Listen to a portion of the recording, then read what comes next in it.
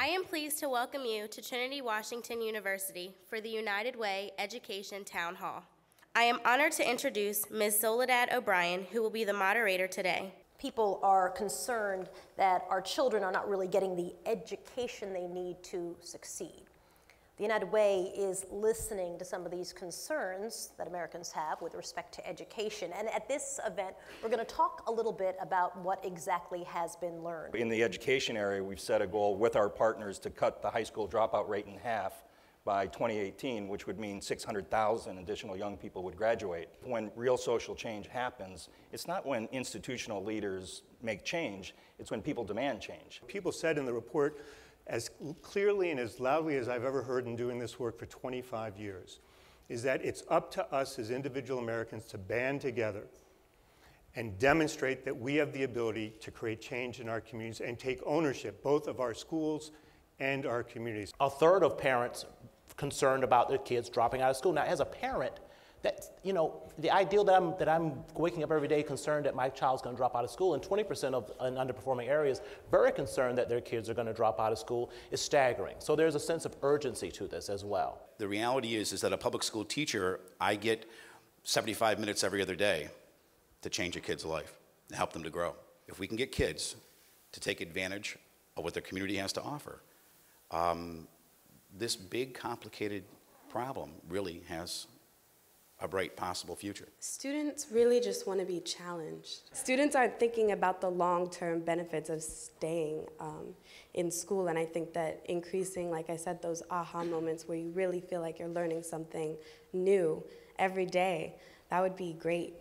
In the best of all the worlds, every kid has a parent or a grandparent that's willing to push whenever they have to.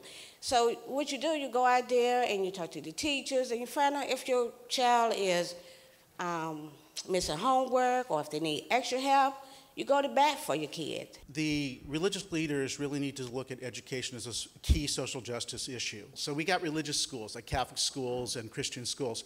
But our responsibility is really to the community too. And you have to have an educated workforce. They also want to put the children of their employees in a good school. And we also know that a good school is an attraction to the neighborhood. People want to congregate around it. People who want to get involved and get engaged need some kind of structure. They need some kind of training.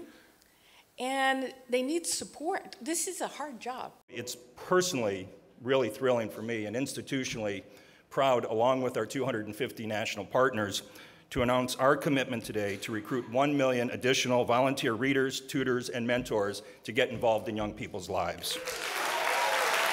It's the right challenge at the right time. As a nation, we can answer this call, and we must answer this call. 1 million volunteers mobilized. How does that change the game? This is a big, big deal. This is why we're all here. And having that mentor, that role model to help you through thick and thin, to help you in the good times and the bad times, is life transforming. So this is a huge effort, and I can't tell you how much it's going to mean to me and mean to the country. We can't tolerate having a 25% dropout rate. We've got 7,000 kids dropping out of school every single day. So it means that we've got to get education reform right. We have to make sure that we're putting the best teachers in front of our children. That means we have to turn around our lowest performing schools, that we're meeting that goal of college and career ready, and that we're sending more kids into 2- and 4-year institutions so that they're ready for the jobs of the future. But our objective really is to look at what's important to our people, what's important to our country, what's important to our business.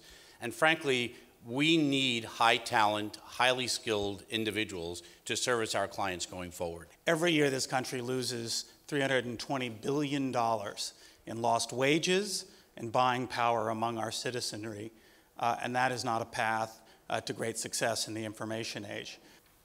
The very best school in the country cannot assure that when those children walk out of the door of the school and out into the community, that they have a safe place to go.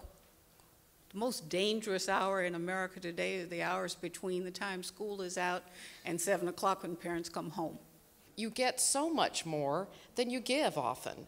I mean, it is the most powerful, rewarding thing to save a life, to help a kid to make that connection as human beings. What I was able to do was start a college tour, and I've been able to work with the United Way for the last 5 6 years, locally and nationally, just to try to be a part of a team for those students that feel like they're playing, by themselves. It's really important to be explicit about issues of racial equity.